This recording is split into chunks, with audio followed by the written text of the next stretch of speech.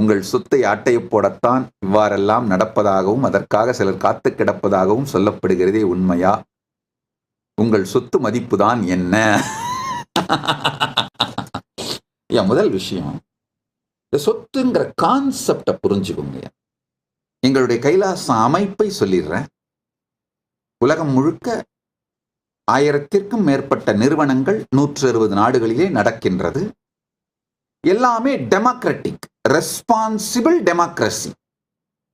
யார் பொறுப்பெடுத்து அந்தந்த மடங்கள், ஆதீனங்கள், குருகுலங்கள், ஆசிரமங்கள், யூனிவர்சிட்டிஸ் இதை நடத்துறாங்களோ அவரவர்கள் ஒன்றாக சேர்ந்து, அந்த ரெஸ்பான்சிபிலிட்டி எடுக்கிறவங்க ஒன்றாக சேர்ந்து டெமோக்ராட்டிக்கா நடத்துற செட்டப் இது. இதுதான் எங்களுடைய எக்கனாமிக் பாலிசிங்க. அதனால சொத்துங்கிற அந்த கருத்துக்கே இங்கு மதிப்பில்லை, நோக்கமில்லை. எல்லா நாட்டில் இருக்கின்ற நிறுவனங்களும் அந்தந்த நாட்டினுடைய சட்டத்திற்கு உட்பட்டு முறையாக நடப்பதனால் எந்த சொத்தையும் யாரும் அபகரிக்க இயலாது.